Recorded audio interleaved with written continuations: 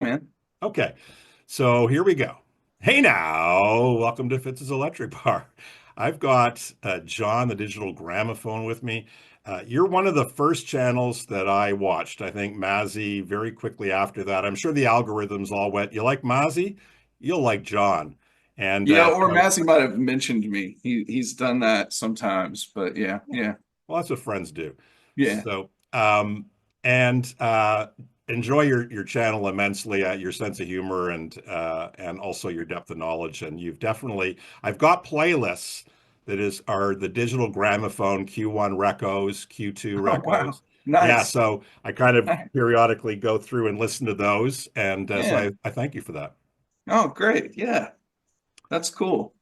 I've Yeah. actually thought about doing that, but there's just no real, everybody uses something different to stream. So Yeah. I just, you know, I it, tried. I thought it would be a great thing, and there would be like one listen or something. So I thought it's just yeah, not worth the effort, you know. exactly. Yeah, for sure. Yeah. Anytime somebody's got to click somewhere else, you lose them. Yeah, Yeah. right.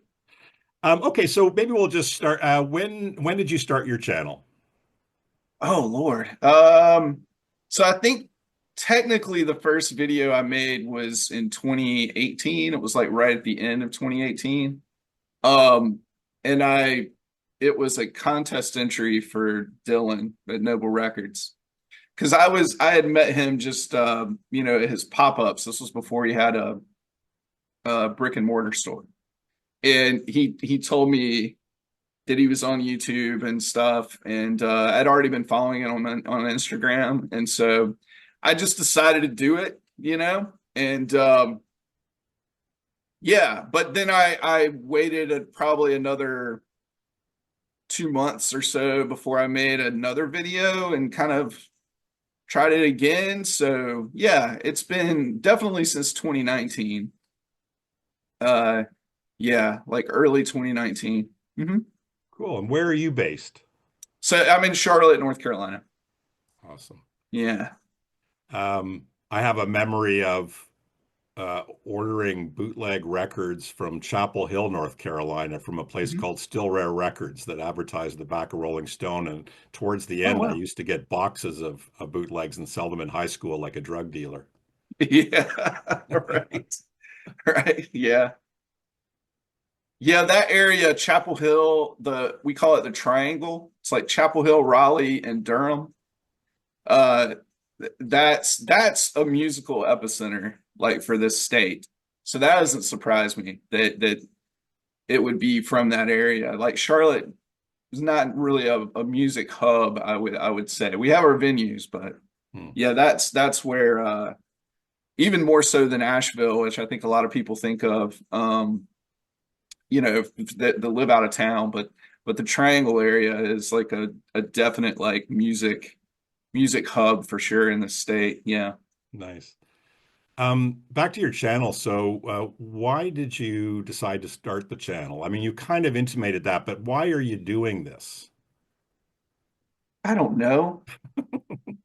I really don't. It's like I even made a video for like fifth my fifth anniversary where I pretty much just like rambled on like why am I even doing, like I have no idea why I'm doing this. Um I At first I kind of, so my son was born, my oldest was born in 2016. So I was kind of in this, you know, push and pull of like the life I used to live, the life I was starting to live. And I think I probably started it as somewhat of a midlife crisis, maybe. But something just to kind of like have some kind of outward, interaction with music, because a lot, my friends, my core friend group is kind of spread out now. You know, I don't really have a ton of people locally that are music geeks. So it was kind of like an outreach thing. Um, and yeah, it's funny because it's like, even though I know that I've met new people and I've made contact with a bunch of new people, I still kind of feel like I'm talking to like the same 20 or 30 people that I was from the first video, or I guess probably more like fifth or sixth video, you know. It's just kind of how it is in my head. But yeah, and of course I don't really have like a huge, I'm not like at a Mazzy level or anything, or even like a Vinyl Richie level or anything like that. So um I still can just kind of do, I'm just kind of talking into a void, just kind of get all these thoughts out, you know. Um, but yeah, that's really the best thing I know. Like I have no goals, like there's no like there was never any goals. So maybe if I was at a different point in my life, I would think about it differently, like if I was like close to retirement or whatever, like I would think about it differently, but no, it's really just kind of like a hobby. That's it. Yeah. That's good. And how did you come up with your name, your moniker? Because it makes no sense. It does make no sense. So before in the I don't remember exactly when, probably like around 2013 or so, sometime around in there. I started a blog, um, and that was kind of like my outlet. And I was like basically I was making like playlists, and then I would share them on that blog. But I would convert all the songs to MP3 so anybody could get them, in whatever they listen to. And I called it the digital gramophone because it's purely digital music, it's digital sourced files. That's it. And I wasn't talking about my record collection or anything on there. I was just talking about the music. And it was like a mix of brand new stuff and old stuff. It was all in just these kind of, tried to make these interesting kind of like playlists. And that's it. So when I started the video channel, I was like, well, I'll just take that moniker, because I was thinking, oh, well, maybe I'll loop that blog in with it or something. And then obviously it was just like, nah, that's dumb. That's too much thought. So I just, yeah, that's what I've kept. I honestly probably would have changed the name by now if Mazzy had not uh given me that soundbite, years ago.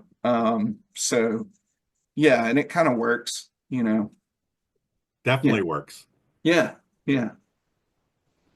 Um, you've talked a little bit about what your experience has been like in terms of doing the segments for your channel, but what has more specifically, what has surprised you, or um, yeah, something unexpected about being having a VC channel and being part of this so-called VC community?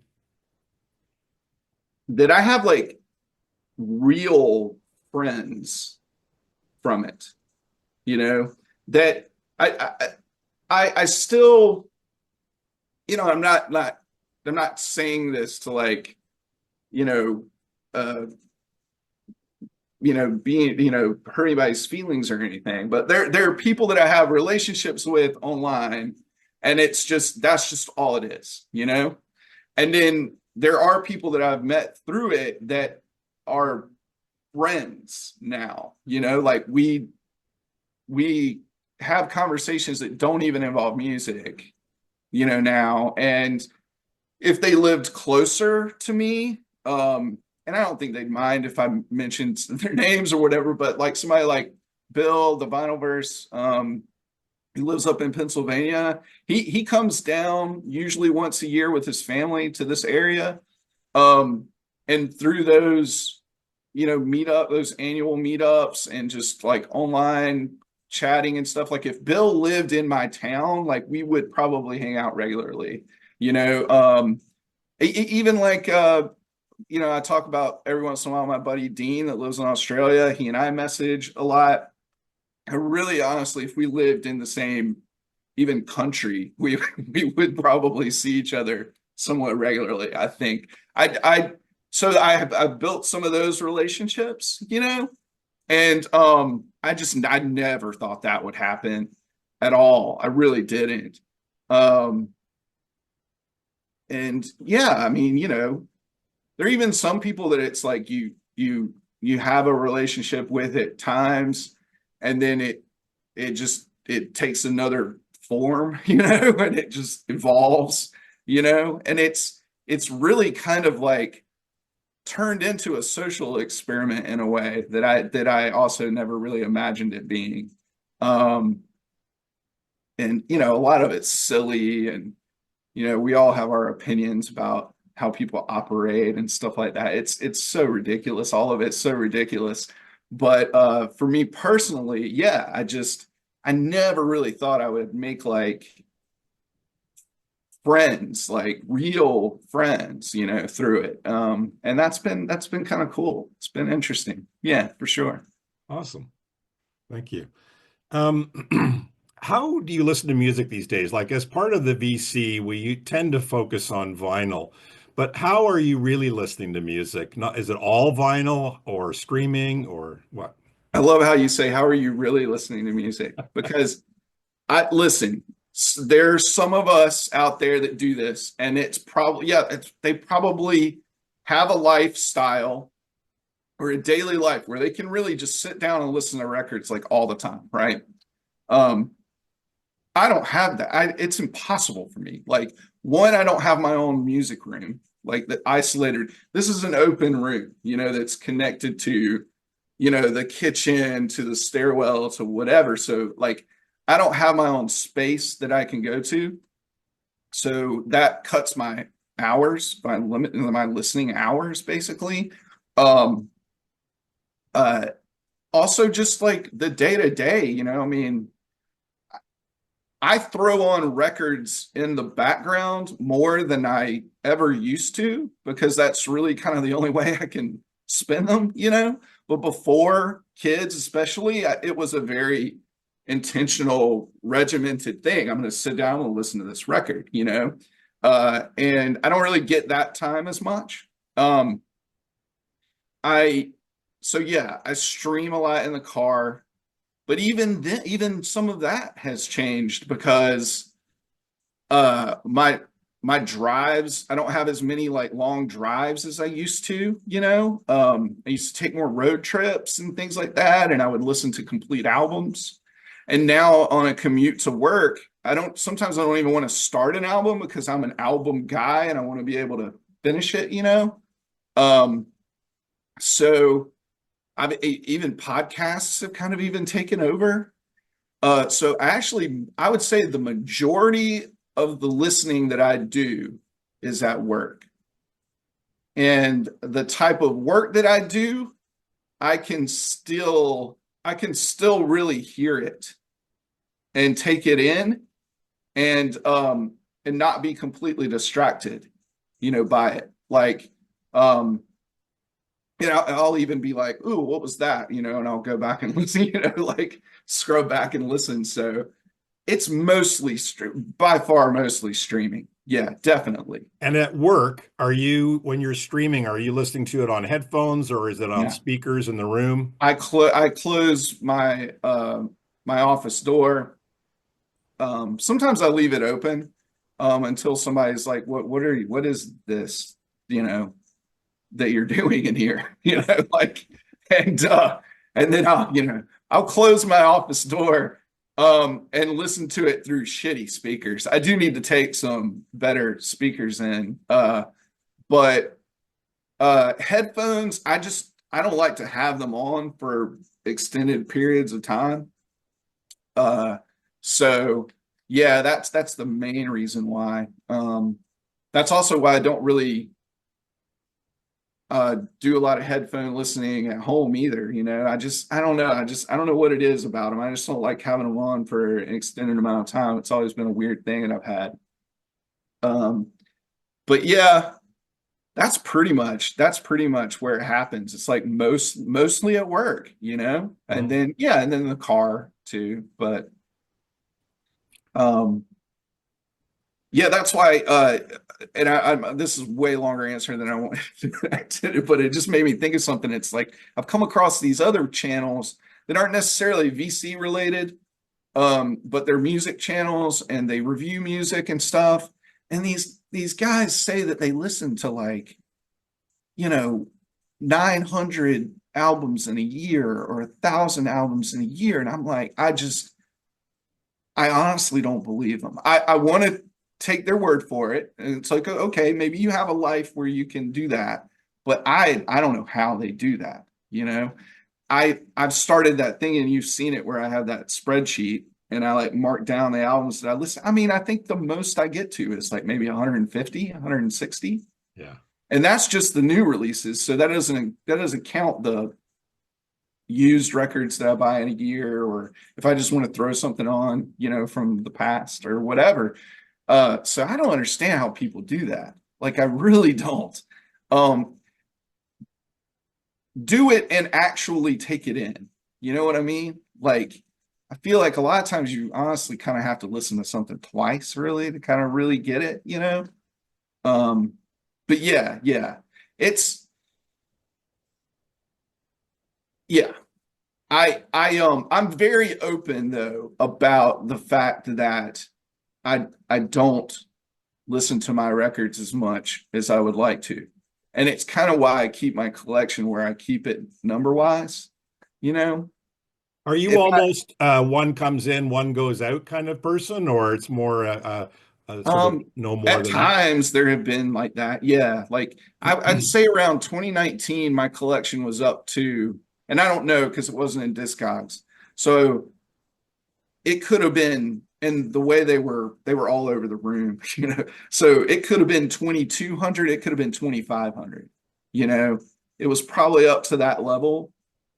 And then I started to kind of have like a slight panic attack, because I was like, I just can't handle all of this, And so then I started like culling a lot of records that I almost kind of knew like the back of my head, unless they were personal favorites, And I just kind of started weeding the collection down. So yeah, I mean, it's probably at around 1,800 now. And yeah, that's just like over the years kind of shipping out 200 to 300, but then also bringing in like, anywhere from 120 to, I think the most I've bought was like a couple of years ago. I bought like, it's safe to say that my wife doesn't even know your channel, so I can say this. I probably brought in about 220 records. That's like probably the most I've ever done in my life, in a year. But yeah, it's I've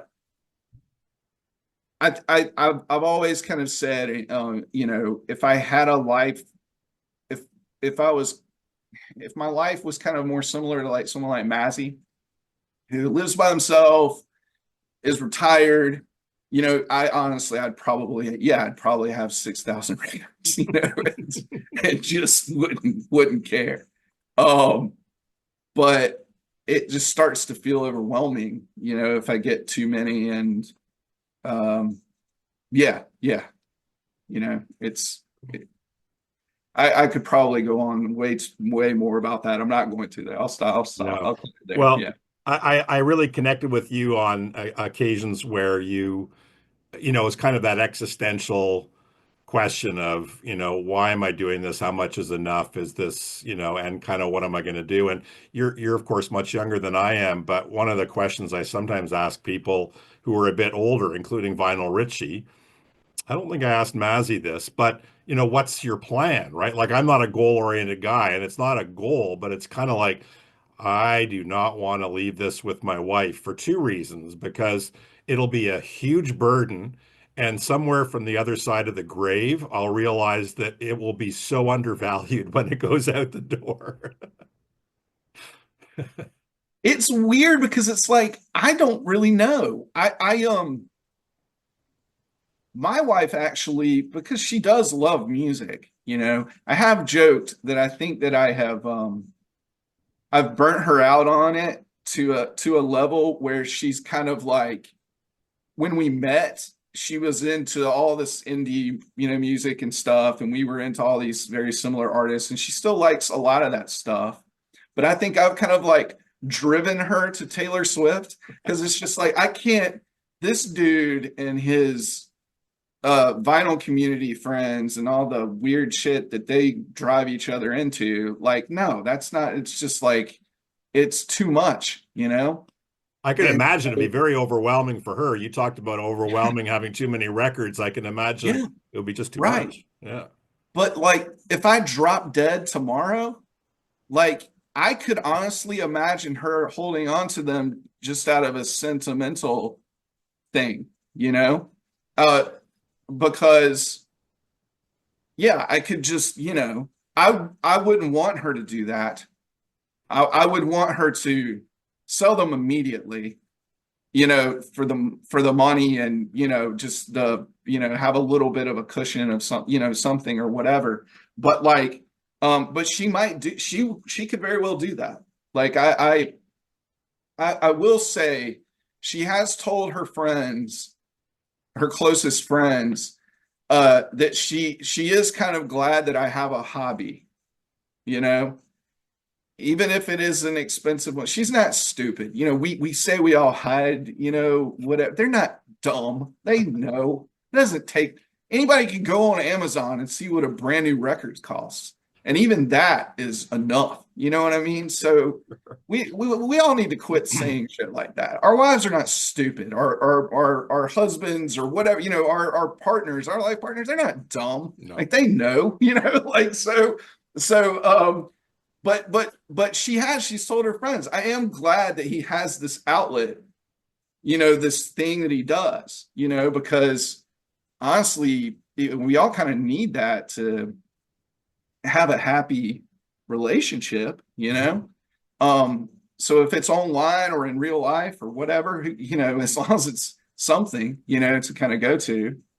But yeah, I have been daydreaming about retiring and what I would do with my collection though. And I'm 20 years from retirement, but I've been daydreaming about it. And I don't know what that says, you know, but I do have a plan for sure. Yeah, I have a plan.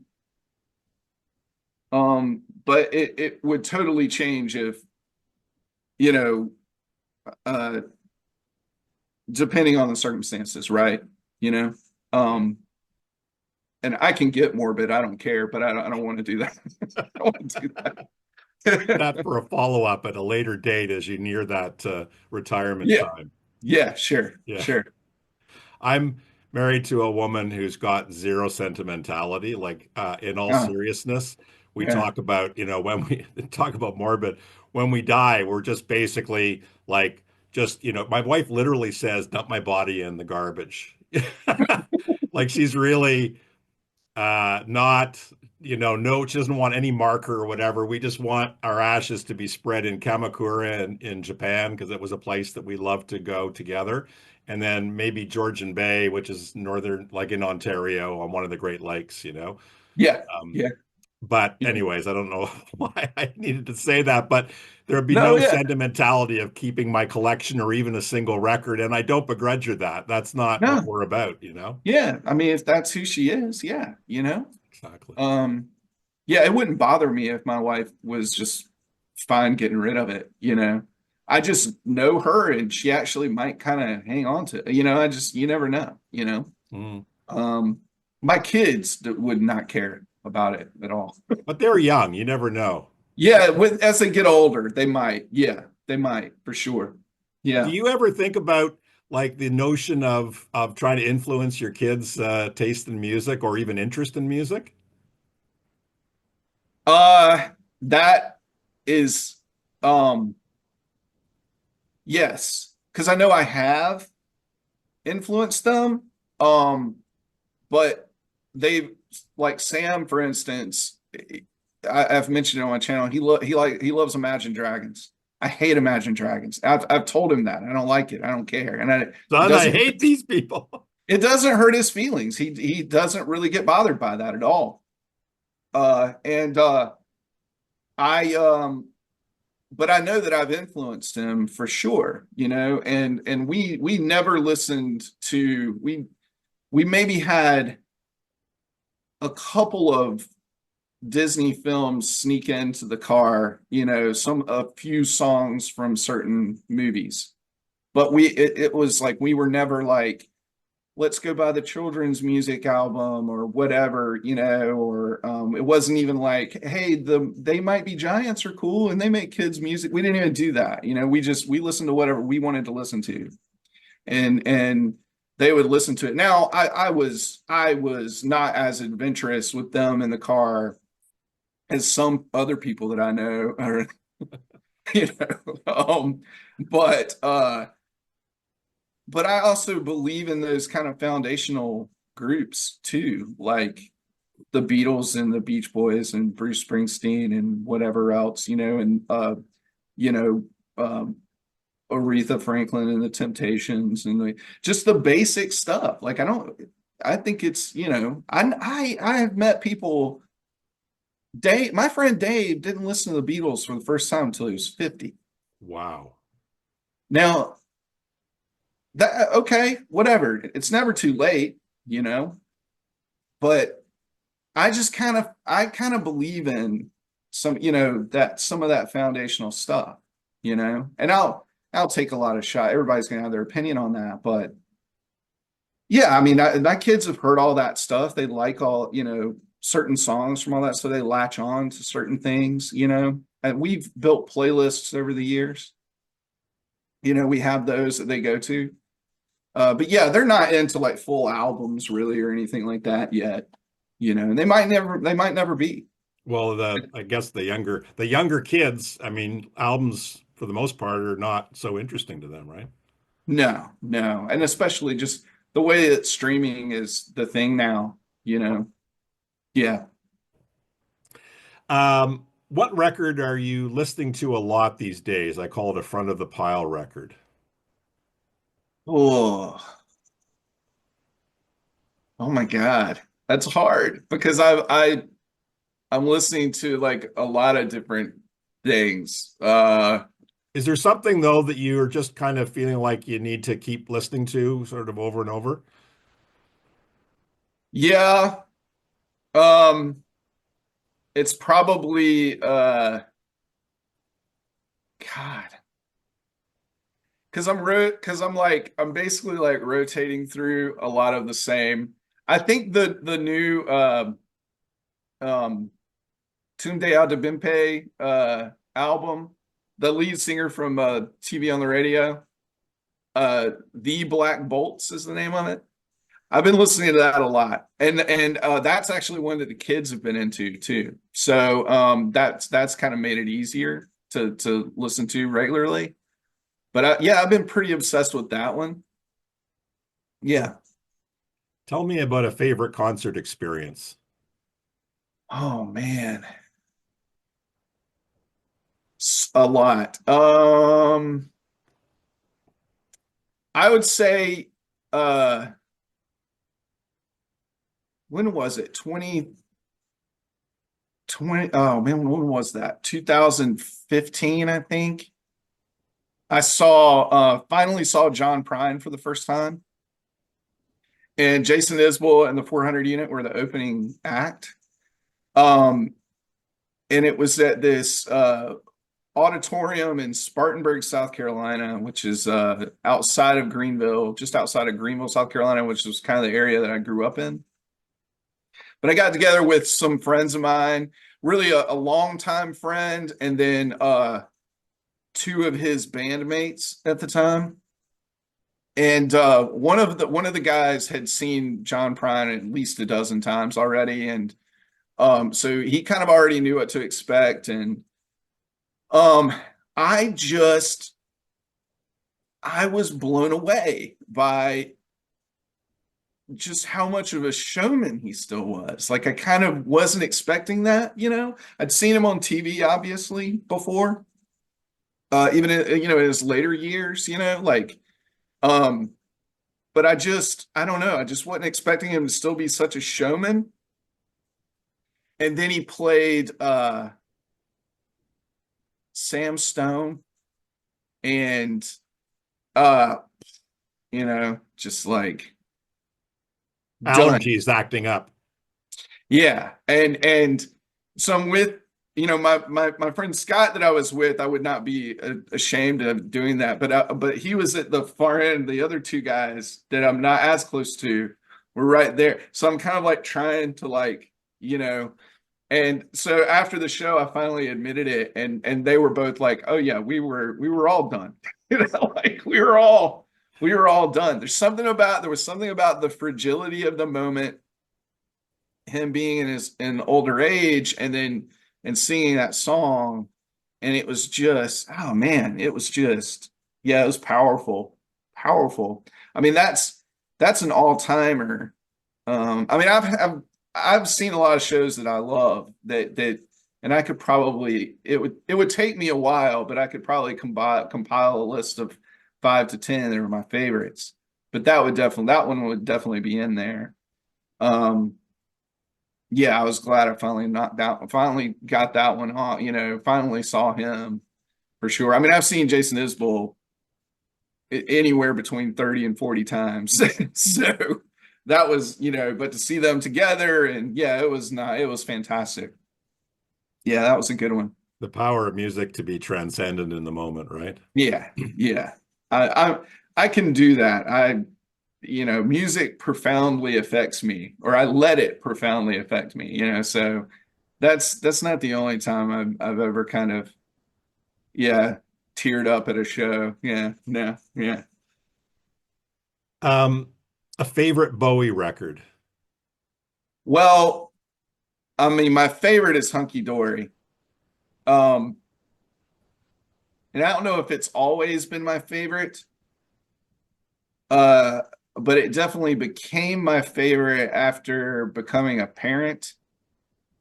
Um, There's just something about a lot of the songs on that record. Um, and I believe he was kind of going through that, I think. Or I don't know. I can't remember for sure. Yeah, I'm probably going to state some wrong that aren't just fake news. But like, I just know, there's songs on there that reference that.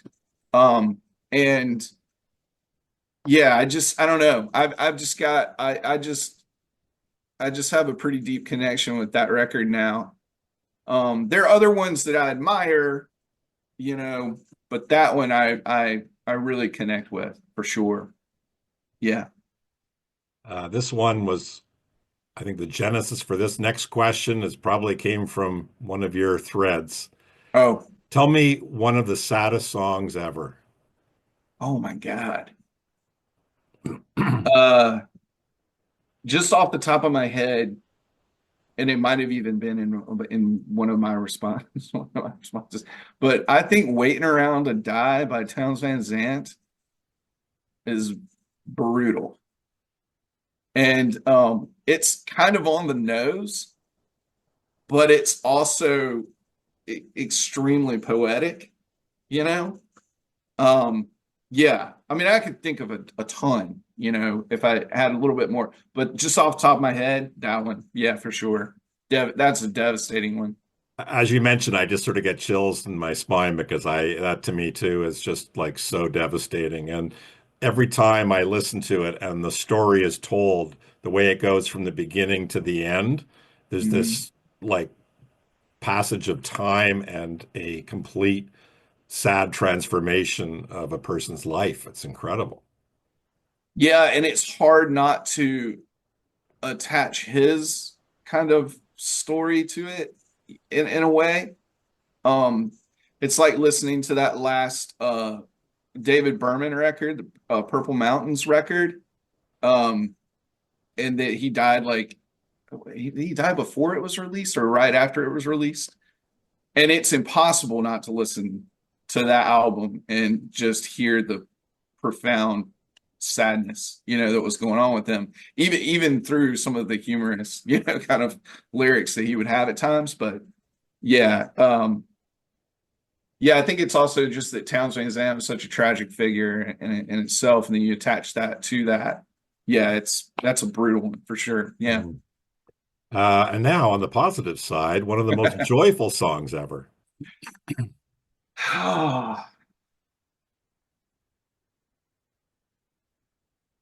Um, I would say honestly, take your pick, anything by Stevie Wonder. Like even the kind of like the even the slower wispy kind of like ballads. I think of joyful music and I think of him, you know? And yeah, I mean, um I don't know. I can't even like pin one down, but I would say, I would say almost anything by Stevie Wonder for sure. Yeah. Awesome. So this rare situation happens where you wake up in the morning and your wife's left a little note saying, I'm headed off with the kids to do some errands. We'll be back in 2.5 hours. Enjoy your morning. And you don't have to go to work. It's a Saturday morning. What's the first record of the day you might put on? Something from the stack that I haven't gotten to that is a little out there. Um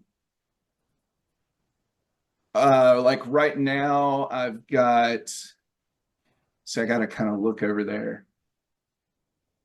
Um or something that like, my wife doesn't really like, Um even though I did just spin it. I kind of had that moment actually. And I had bought the new, not the new, but it was a reissue of a newly reissued version of the Mark Lanigan and Isabel Campbell EP that came out for our RSD. And my wife can't stand Mark Lanigan. Like she doesn't like any of those broody, like, it's weird though because she loves the National, Hmm. like, but she doesn't like Lanigan, she doesn't like Tom Waits, she doesn't like Nick Cave, like actually she might can maybe deal with some Nick Cave, but yeah, so that would definitely, yeah, that actually happened when I spun that record. It was like they're out of the house. I'm gonna spin that one. Or it would be, just something like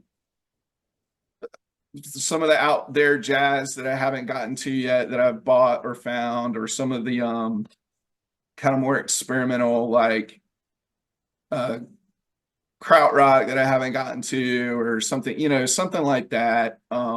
Because they're gone and I can just, and not.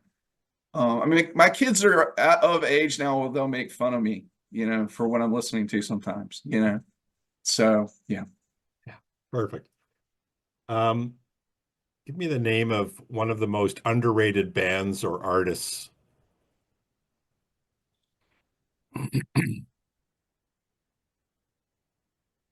Um, God, it's so tough because it's like somebody out there is gonna know them, like know them if you don't. Maybe I can reframe it a little bit and where maybe the quality of the music or the accessibility of the music should allow them to be I don't know, famous or more well known than they are. Oh, well, I mean, this is gonna be kind of but when you take it to that, when you put that spin on it, I mean, my favorite band of all time is Uncle Tupelo. But then aside from that, my favorite active band of all time is Spoon. And I feel like Spoon is one of the great, I truly believe this, one of the great rock bands. I think they are, I will like go to the mat with anybody as, I think they're the best band of the 2000s by far, with their output into the 2010s into 21st century bands. I think they're the best. I do. I just firmly believe that. And I believe that if the music landscape was still similar to what it was like in the 90s, they would have been a lot more successful. A lot more successful. Um, but it's just rock music. The just the it's just not the same as it's not treated the same as it used to be by the industry. Things like that. I firmly believe that they belong in the Rock and Roll Hall of Fame. I'll put it that way. Whatever credence you give the Rock and Roll Hall of Fame, or whatever, people dismiss it, or whatever your feelings are on it, I think they're that level. I think they're that level. And I know plenty of people know them, but I feel like they're a band that should be like respected more, than they are. And I think a lot of people just kind of like, they're just another one of those indie rock bands or whatever. But they're more than that. That's my opinion. It's my opinion. Yeah. Fantastic. And that's why we have you on here. I want your opinion. I'm not Right, looking for anyone else's. right, right. Um, Van Morrison or Jackson Brown? Van Morrison. Now I'm really only a fan of both of their more early albums, right? Like, um, and then from there, it's kind of like maybe just individual songs. But like those early, those from 1970 to 1972 or three, Van Morrison albums are just really good. And you know, he's got the kind of the R&B influence that Jackson Brown doesn't have as much of. And so that's the only reason why I would go with them. Yeah. Yeah, Van Morrison. But I mean I love a lot of those early Jackson Brown records. Yeah. A tough Yeah. choice. That's what it's intended to be, a tough choice. Yeah. Joni Mitchell or Aretha Franklin? Aretha. Sorry. And it's not a slight to Joni Mitchell. I like Joni Mitchell. I really do. Now Aretha's like one of my all-time favorites. So it's not no contest. Yeah. No contest. I I mean, laughed because I knew the answer. Like some of these questions, I'm kind yeah, of curious what people will choose, but I pretty yeah. much knew what you were choosing.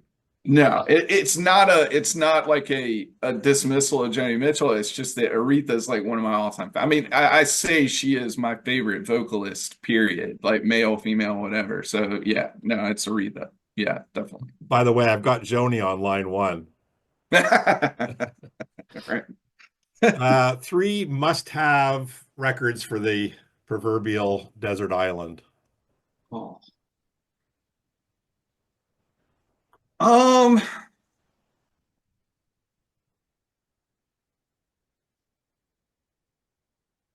I think honestly, I would probably just go with like, you know, um, an Uncle Tupelo record, um, a Spoon record, and then an Aretha record. That's probably what I would do.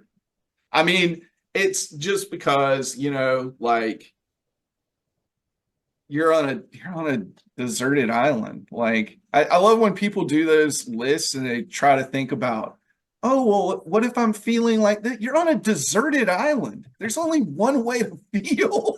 Like, like Alone. exactly.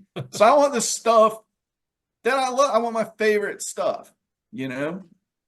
And so that's what I would do. Yeah. Yeah, Great. that's what I would do. Okay, perfect. Thanks, John. So now we go to the 5+ questions. So Yeah. Um, I have the ability to drop you into a music scene from the past, and I'm going to give you some examples of what scenes you could choose from, but you can also choose your own. So the Okay. Laurel Canyon scene, I don't need to explain that.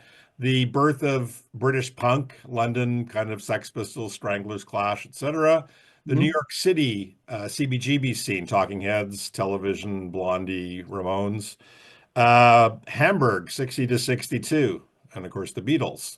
Mhm. Manchester, you could either choose the Factory Records Manchester kind of Joy Division stuff, or you can choose the Manchester Stone Roses, Happy Mondays, and Spiral Carpets, etc. Or fill in the blank. What era would you most want to be dropped into?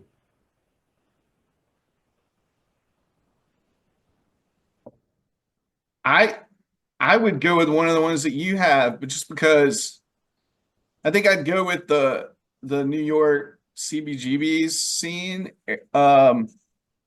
Just because I think a lot of people don't really don't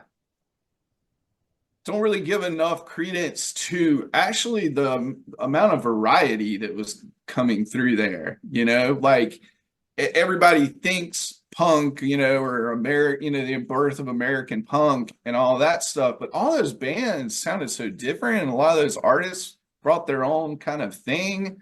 And I mean, yeah, I would do that. I also think that it was kind of like probably a really messy scene that a somewhat more kind of like awkward, you know, socially awkward guy like me probably could have still survived in, by just kind of keeping my head low. Like I don't think it was probably really all that dangerous or anything either. It, Studio 54 was probably more damaging than the CBGB scene, I would say, in New York. I could be, wrong, and I haven't read up on it as thoroughly as a lot of other people. But yeah, I'd say that one. I think that would just be really, yeah. And it would have, man, I mean, I just feel like a lot of people that actually had the pleasure of experiencing that probably went on to just live really interesting lives and take on really interesting pursuits. I just feel like it was probably that fruitful and that inspiring.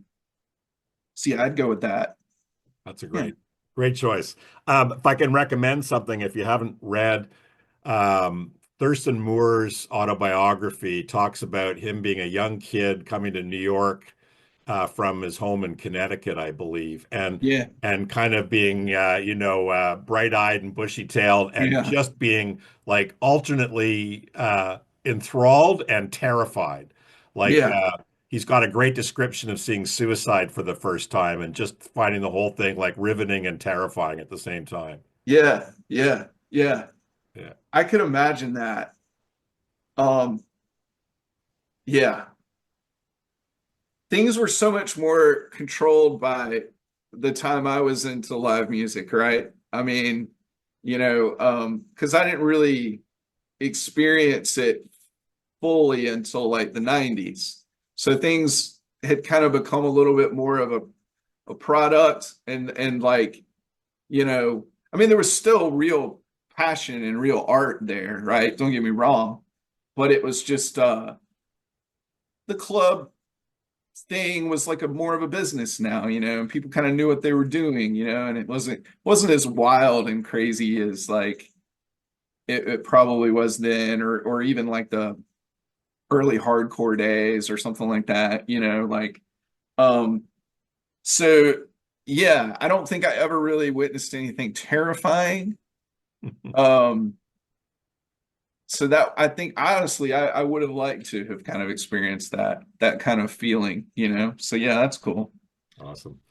Um, so when we talk about punk music, people will talk about, did it all start with Iggy and the Stooges? Did it start with the Velvet Underground? Some even say Dr. Feelgood in the early stuff. I'm going to switch genres and say Americana music, whatever you might call that, roots Americana music. Um, you're quite, I think, knowledgeable and passionate about that area. What do you think was kind of the beginnings of that kind of Americana music movement? Well, I even kind of struggle with that term. I was Like going to ask you if that label was acceptable to you. It's a weird term. I use terms all the time that I kind of struggle with because it's just that's how they're used to explain to people the way something sounds. And to me, there's a big difference between um the Bottle Rockets 1994 and uh you know what Jason Isbell sounds like, 2013. And it's easier to call Jason Isbell Americana because of that, where it's easier to call Bottle Rockets alt country because of the way their sound is, right? So there's just kind of these fine little lines, right? And I'm gonna actually I'm gonna get myself in a lot of trouble eventually at some point this year, because I'm gonna be doing like a countdown of my favorite alt country albums. And they're gonna be people like Headley. You're aware of Headley, right? Yeah, yeah. But Headley's gonna just fucking kill me in the sorry if I'm not supposed to curse on your You channel. can curse. You're in, it's me. It's gonna happen. He's just gonna kill me in the comments with all of his like, no, I wouldn't call this alt country or whatever. And it's just like, whatever. It's as loose as the term prog, in my opinion. Americana, alt country, just even some of that stuff that I would just call it's just rock and roll, but with a country bent. I to me, the earliest alt country stuff, all like purely to like that is anything that was kind of combining country with punk. And it was like their sound. It wasn't just like some one-off tracks. Like some people could say that X was the first alt country band because they had a little bit of rockabilly stuff. And also the Knitters, their offshoot. Right. But I don't know. I mean, Jason and the Scorchers is some of the earliest stuff that I can think of. I know that there's a lot of other more kind of like underground bands from the 80s or bands that just never got as big. I mean, you could credit the Blasters at times with some of that, but they're also just kind of like offshoot blues rock too, in a way. You know what I mean? It's just it's all, but one way to answer that question is no, I do not think that Uncle Tupelo started alt country. I've never thought that. They were the first band that I ever devoted any real time to. And they had a whole magazine named after them, So I think that they had probably the biggest effect on it of any band. But I don't think they started it, and I would never credit them with that. The Mekons were kind of like a, somewhat early form of alt country. Rank and File. Rank and File. I was about to say, I couldn't remember the name of the band that Alejandro Escobedo was in, but yeah, I had a Rank and File record. I used to have some of that stuff. I was buying some of those records by those bands, and I ended up just kind of trading them in, because they had a lot of really good stuff, but I didn't really need to collect it, or anything, or hold on to it. But yeah, the Rank and File, that's a good one. What was the Beat Farmers? Is that right? Yeah, there was a lot of that stuff, but I mean, really, if you think about it, it was really the country rock bands, from the 60s and 70s. They just kind of like made it acceptable, to mix all of that stuff together. And then of course someone's gonna come along and add a harder edge to it, and mix it up or whatever. But yeah, all those terms are kind of, it's tough, They're helpful but limiting. Yeah, I just kind of I use them as descriptors more than like trying to pigeonhole anybody or define anybody. Um I just think it's helpful. Uh, and I think it's okay. I think we should all embrace it. I don't think we should be dismissive of those terms. It kind of it helps the dialogue. You know what I Mhm. mean? Well, I think that like you describe the descriptors, so it almost feels like, you're sort of zooming in, and that's the first part where it's kind of like you're coming in closer, and you've kind of given a pretty broad range, and then you continue to articulate or describe the uniqueness of this band within that Yeah, spectrum, I guess. exactly. Exactly. And I think that the lines as we go are just getting more and more blurred. And I think that that is a good thing, you know? Um, I used to have, and I'll probably talk about this more in another video, like of my own at some point, but I used to have a more strict feeling about what was country, what wasn't country. As I've gotten older, I've just honestly, I feel like I have really, I still am, judgmental, but I've gotten less judgmental. And I just don't, I think that in some cases, who am I to say what really is country and what isn't country, or who am I to say? I think a lot of times we get caught up on uh, authenticity, and I think that sometimes that can be a dangerous rabbit hole to go down. Um, yeah, I'll just put it there. That No, still sounds very broad and open, but no, but it's I'll interesting with authenticity because there's the authenticity meaning you stick to a strict kind of descriptor of what this genre is, and that makes it authentic.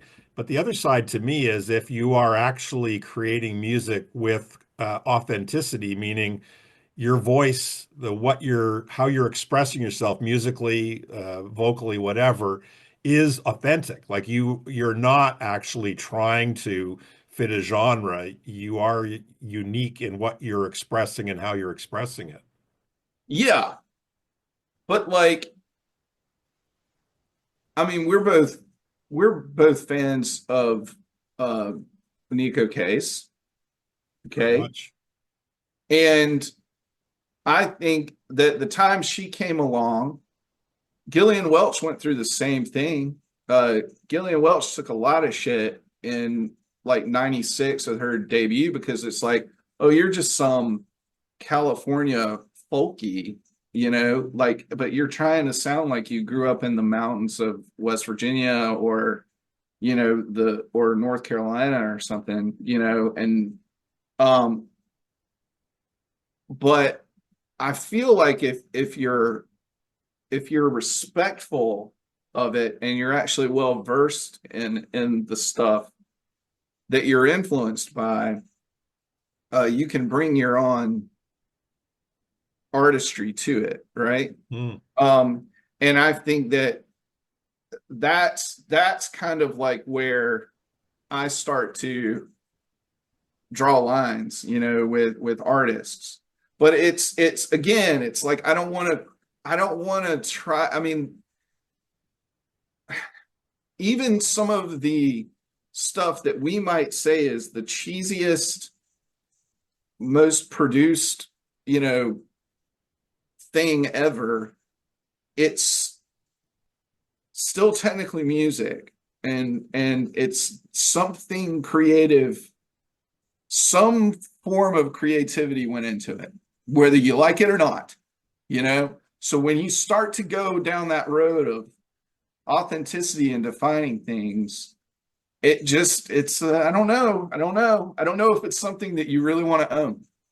You know what I mean? I completely know. And I was just thinking a little bit about certain artists that I would have written off years ago because of what my limited sense of what was acceptable or that I would be willing to listen to. And a couple that come to mind, like an artist like Lee Hazelwood, 25 years ago, I would have had no time for that guy. He's just Yeah. so cheesy. And Right. now it's like, God, he's just like, he's wonderful, you know? Yeah, he is Yeah. cheesy, but he's wonderful. Cheesy, but also, I mean, there's a there's like a theatricality to his music that is real artistry. You know what I mean? So it's like, yeah, I think it's intentional, you know? Mm, And maybe that's where the semantics become acceptable, you know? Intentional is, I think, uh easier to have an argument about than saying the word authentic, if that makes any sense. mm, I like it. Yeah, yeah, Okay, so last four questions. yeah. So, what singer-songwriter, in your estimation, has had one of the most interesting career evolutions or career arcs? Oh, I mean, I've mentioned him already too many times, and Mazzy makes fun of me because I like talk about him too much. But I really do think Jason Isbell has probably the most interesting because one, he's incredible, and I think so many people uh feel that way and acknowledge that, and he doesn't really um you know how when Radiohead got bigger and it was like everything they put out was just like an automatic 10, by all the critics and stuff. And I love Radio. I mean, they're one of my favorite bands, so I'm not saying that to knock on them, but it became easier for people to kind of be like, is really everything that they put out like really that great, or are we just saying that? And I think he's almost kind of at that point now where people just are expecting the next album to like be a dud or something, and he hadn't done it yet, as far as I'm concerned. And the I think a lot of the fans and the critics would agree with that. I mean, is everything a Southeastern? No, it's not supposed to be though. You know, and I think that he intentionally puts his best foot forward. I don't think he ever wants to put anything out in the world that he can't live with, you know? So he's never going to put anything out just because he's contractually obligated, you know? On top of that, to think where he came from and that he's kind of had this meteoric rise. And to me, I'm kind of blown away by where he's at now. I mean, uh, you know, he's like in movies now and stuff, like he's a pretty big star, you know, to the point where even like their divorce, like, was in like People magazine and shit like that. I mean, come on. Like, you never would have been able to say that about them 12 years ago. So yeah, I think it's really interesting. I think it's and I mean, I know some people that are kind of like growing tired of him because of that, but like, because he's just more in the public eye. But I don't think you can really say anything about his art, um, and not really be a hater. I mean, if it's just not your thing, that's another thing. But I'm talking for people that have been into him for a while. Uh, we're kind of at that point in his career arc where it's like, I think people are gonna start to kind of, diverge. But I don't know. I just think he's still doing really, really great stuff. Uh, but yeah, just to think about where he came from. I mean, it's really humble beginnings. Um, yeah, I mean, I don't know. I think I honestly think he's like, um, kind of like what a lot of people would love to call like the American, the great American story or whatever that means anymore these days. But yeah, I mean, he kind of came from nothing, and now look at him. I feel a little bit like, and I don't know him anywhere as near as well as you do, but it feels like his career arc has been about.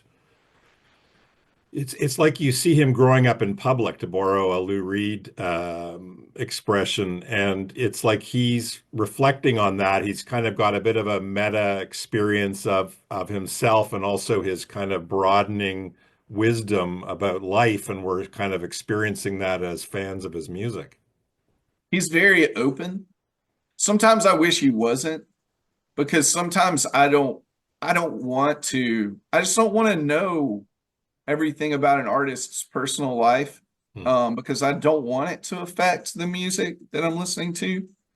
Um, but he's like Bruce Springsteen in that way. Like Bruce Springsteen also is just very open. We just like talk about Bruce Springsteen could talk for an hour about one song that he'd written, because one, I think he likes to pontificate a little too much.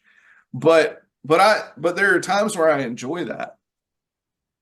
I enjoy getting that kind of depth, from the artist. Um, it's easy just to be like, you know, uh, you know, like it's easy to be kind of like pretend to be disingenuous about whatever you created. Um, that what was it in No Direction Home that Bob Dylan was talking? He was talking about like blowing in the wind or something. I mean, he was talking about like one of the greatest songs ever written. He's just like, whatever. It's just a song. I I think mean, with that's Dylan, though, I think he seems to have a very strong desire to not get into anything about how it was created or what was motivating him. And my thought is that he feels that it would demean the song and also limit, again, this is my projection, would limit people's appreciation to be able to kind of try on the song for themselves as opposed to be told what it's about. but I also think to be that dismissive of it is also dismissive of how much it might mean to somebody. He does it in a way where he's almost like, I don't understand why anybody finds me interesting at all. And I think that that's a bunch of bullshit. Hmm. And like, at the same time, I kind of love it about him. I kind of love that he's like that. But I feel like there's got to be a happy medium. And if Hmm. somebody's out there and they're willing to do that, then that's my person. Like I kind of like I like to know a little bit about where you're coming from, but I also don't need the whole thing. And I want you to be able to understand that once you put something out into the world, it is no longer yours. And I think a lot of artists do understand that. Um, yeah. Awesome. Great. Okay, here's a good fun one, in my estimation. Um, you personally are approached by some big time promoter, a Golden Voice, a Live Nation, and they want to put on a music festival that's curated by a music influencer. And it's going to be called Johnapalooza or the Digital Gramophone Festival. And I want to know, as the curator of this festival, which acts are you getting to play live? Oh, well, the way I would approach it is I would probably approach it the way some festivals have done it in the past, where they have like um genre specific stages, you know, and I wouldn't I wouldn't separate them based on popularity. Lollapalooza used to do that back in the 90s. They would have like the side stage, and it would be the bands that weren't big enough to make the main stage, or whatever. I wouldn't do that, but I would probably separate it by genre. And I don't know. I just think some bands that aren't even necessarily like my top bands, but I just think they put on great live shows. That's the point of the question. Yeah, I mean, I think that and even though I haven't really liked anything that they've put out in a while, I still think that I would have a fantastic time at a My Morning Jacket show. I think they're just an incredible live band. I think Wilco, I think Jason Isbell in the 400 unit. There's oh God, why am I blank? See, I'm terrible at this thing when I'm put on the spot. I'm like, I'm just kind of, I can't It's come up pretty with standard. Most people are not able to get everything off the it. top. That's the downside of this. Right. There's a band, do you know St. Paul and the Broken Bones? By name, I don't know their music. Uh, I will admit their studio output, not necessarily like all that great. I like have just, I find some of their records kind of problematic in just like the way that they sound. But you want to talk about a live act, just phenomenal, phenomenal. And they're kind of like R&B, I mean that not kind of, they're an R&B band, soul, funk, they're out of like the Muscle Shoals-ish area. Um yeah, like Salt. Do you know Salt? I would like to have them just because they're so mysterious. They kind of operate under a lot of anonymity. I mean, people know who's behind the project now, but there's also, I think, a lot of contributors that people don't know who's involved. They did a live performance. I believe it was the Royal Albert Hall. Um, but they haven't done a ton, so it would be cool to have somebody like that. But yeah, it would be nice to have like a stage where you have like some contemporary jazz, artists like Jeff Parker, um, anybody connected with him, that kind of international anthem kind of sound. Um, or even just some bands that I have discovered that kind of like play more instrumental, like focused like music, kind of have them in that area. Blue Lake, that kind of thing. Blue Lake, but even like maybe somebody like William Tyler or somebody like that, too. William Tyler is so fun. He doesn't come up to Canada at all. Yeah, like uh um even like some of the stuff that Steve Gunn gets involved in, that's kind of more in that vein. Uh, Dirty Three or something like that too, Yeah, I don't know. It just kind of I would definitely see that's when it gets hard because it's like you can't have like 20 stages, you know. But like I think that my festival would kind of like have like a a soul funk um kind of area, uh a rock stage, but it would definitely be more stuff that kind of leans Americana or whatever, kind of that. Um and then like I would just say a jazz kind of, experimental kind of like stage. And I might even throw, I don't know. I've always thought post-rock bands were like really great live, like your Mogwais and Godspeed and you know, your Do Make Say Think or whatever, like your bands like that. I don't know. Like it'd be tough, but Broken Social Scene is a great live act.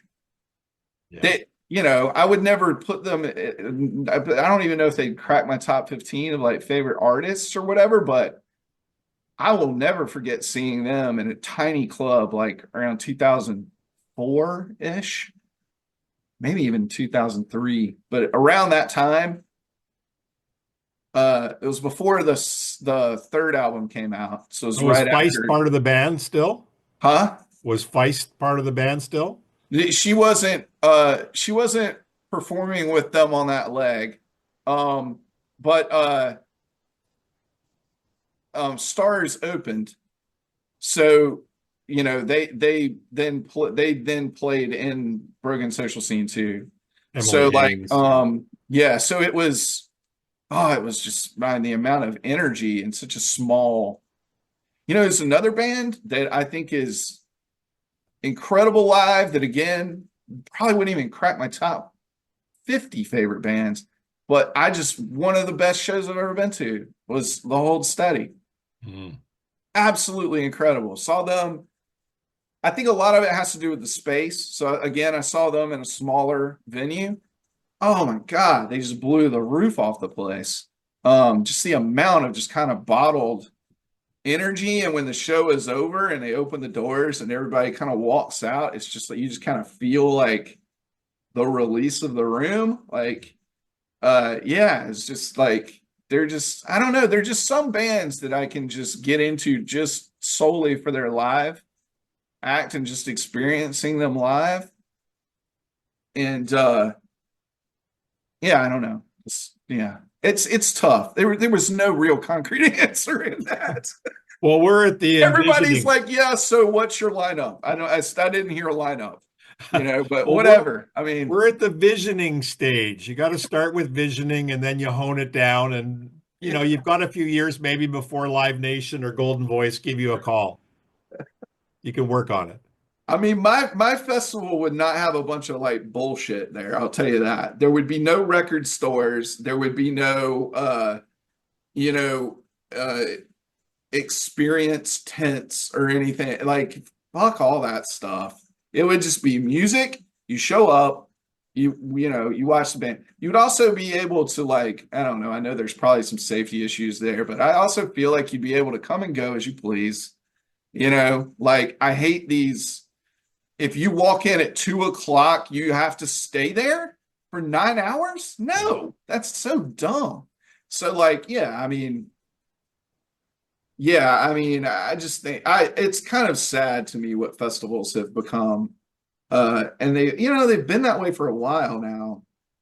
But I mean, if you just look at Austin City Limits and you look at the lineup, and I'm not trying to sound like a snob, but that is not what Austin City Limits Festival started as or was intended to be, what it is now. Hmm. And I think all of those festivals have been hijacked by, this is just, we got to make as much money as possible. If the bands are benefiting from that, then okay. If that's a big payday for some mid-level band, if they get invited to play those festivals and that's a big payday for them, then okay, I'm for it. But other than that, I just like, yeah, I have no desire to go to any of these things anymore. I want to check off Newport at some point. That's the only one really that I want to check. Montreux? Huh? Montreux? I don't know. I'm not that much of a jazz head. Um, I would just want it represented at my festival because I want that kind of like big ears crowd to be a part of it. So like, yeah, but I don't know. I mean, I definitely want to go to Newport, like the folk fest. That's the one I want to do. Hmm. Because I think there's still a spirit there, going back. It hasn't, they have some pretty big artists show up and they do some things there. They kind of like do tributes to like big famous legendary artists or whatever, but it's not like you know, you don't have pop artists just show up and play it. And uh, so yeah, I don't know. Great. Perfect. We look forward to that festival. Tell us about a great rock biography and or music documentary. So, um, I'm not a big reader. This is the problem, and I openly admit I have a bunch of books sitting over there on a shelf that I have not cracked open. I have some that I'm using to prop up my laptop right now. Um, They're good for something. I fully intend to get to them, but I've never been a reader. I lack the discipline for it. But the ones that I have kind of made it through that I'm a big fan of, um, there was it's not necessarily like rock, but the first kind of Questlove memoir that came out, the I can't remember the name of it, but the front cover is kind of in the style of that Dylan poster. Who's that artist? But you know what I'm talking about. Yeah.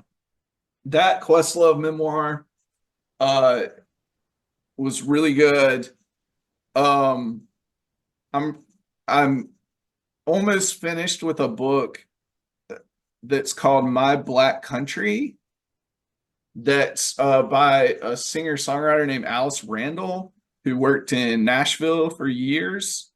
But she's a black woman who that's super rare, to be even involved in that scene. And so she has a book where she kind of like writes about her experience with country music, what she considers country music, and then like her experiences working in that industry and everything. It's a really good book. Plan on kind of doing a video around that at some point, but yeah, those are two books. Documentary. Um, I mean, Heartworn Highways is cool. I'm a big fan of. There was a Muscle Shoals documentary that came out that, I mean, it didn't go as deep as you would like. Like I would have loved like a 10-parter or something, but it was really good. Um, there's also like I love the Big Star documentary that came out about, when was that, like 13 or 14 years ago, something like that. Um, and yeah, I don't know. That's kind of the ones off the top of my head. Um, yeah, I don't know. I mean, honestly, I mean, I already mentioned it, but like No Direction Home is probably, I think objectively, like the greatest music documentary ever made, in my opinion. It's just to be as long as it is, and just like I'm just fully into it. Like I've watched it I don't know how many times. It's great. It's I don't really fantastic. remember exactly when it ended, but is Scorsese planning to do a kind of a next stage of Dylan's career, or is there any talk of that? So I just had a reel pop up in my Instagram feed with somebody was interviewing what's his name? Louis Theroux, is that his name? Um Recognize it. he's like a documentarian, but anyway, he has like a podcast. Like, who doesn't have a podcast? And he's interviewing Sean Penn, and Sean Penn apparently did the voice, the audio book for Chronicles. I heard. I didn't listen to it, but yeah. And so apparently two is coming. Ooh. So I do kind of wonder if that opens the door for Scorsese to do that, that part, right? Right. Um, I mean, it's hard because you know how those things are. I mean, everybody loves that one, and I just it almost has like a air about it that it's like, the next one could never be as good, so I don't know, But it but is Scorsese. it is, and he is really good at it. I mean, Yeah, he is really good at it. Yeah, that would be cool. I would, yeah, it'd be nice to see. Because I will admit, I'm not as well versed in his, his Brooke? life after that point, Mm. post motorcycle accident or whatever. So yeah, There's a lot of chapters to his life, that's for sure. yeah, yeah. Oh yeah. Last question, John. Okay. Okay. What's the meaning of life? Oh my God. Uh, I have no clue. Yeah, I don't really know. Am I supposed to answer this seriously? You're supposed to answer it how you want to answer it. No guidance from me. Uh, and my serious answer is I never really felt purpose, real true purpose, until I became a dad, because I don't really think that my career has um, much of a purpose. I you know, I I don't really do anything else that I mean, I don't even, well, it's something we want to work on. I don't even like volunteer, like not to nonprofits or anything. That's something we've talked about wanting to do recently, more of. Because me and the kids did something last year and they got something out of it. And I was like, oh, well, we need to do more of this. So we'll do that. But I just don't really, you know, I'm not a believer, so I don't. I think a lot of people find purpose in just, believing in God or whatever, whatever their religion is, which is cool. I don't have that. So I just don't really find anything. So once I became a parent, it was kind of like, I feel like I have a real kind of purpose now. So I'm not saying you have to have kids to live a meaningful life. I never thought I would have kids until I got married, like I honestly didn't even, yeah, I really thought I was never gonna, like, I just didn't think it was for me. I'm still not sure if it's for me. Um, Have you sat the kids down and told them that? I'm not gonna lie, there have been moments where maybe in a car where I can't go to another room, or something where I have probably said out loud, see, this is what I told you, Taylor. I'm not built for this, I'm not built for this. But no, I mean, yeah, I don't really know what the meaning of it all is though. And I don't really feel like I care. Does that make, I mean, I don't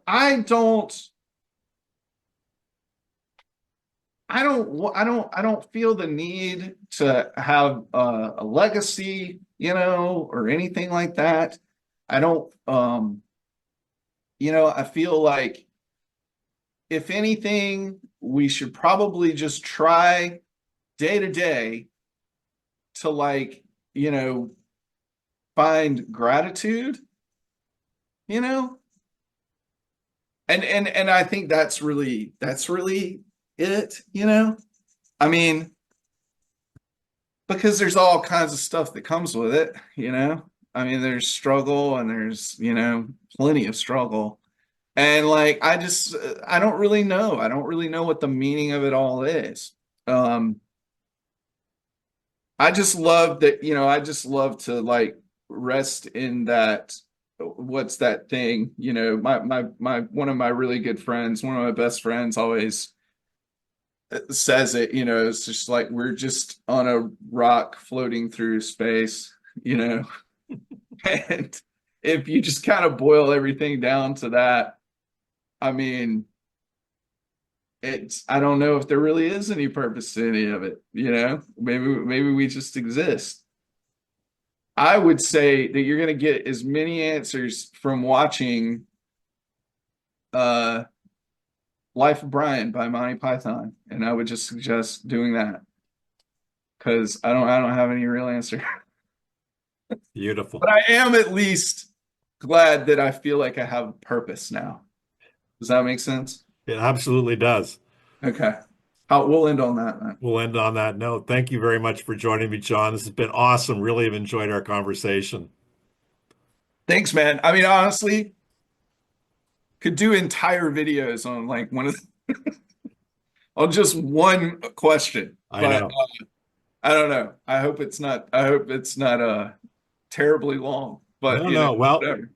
the viewers will be the judge, but it wasn't for me, that's for sure. I could All certainly do a right. lot more of this. And I like the idea of going deeper on some of these things in future, maybe. Yeah, yeah. I mean, honestly, that's kind of everybody's doing interviews now, and because I started doing one, and then mine are not going to be as frequent, but like that's kind of what I'm using it for, is to kind of um pontificate about one thing for like a really long time, But yeah. So yeah, I don't know. Thank you. We'll Thanks, see man. you soon. Thank you. All right, thanks. Bye.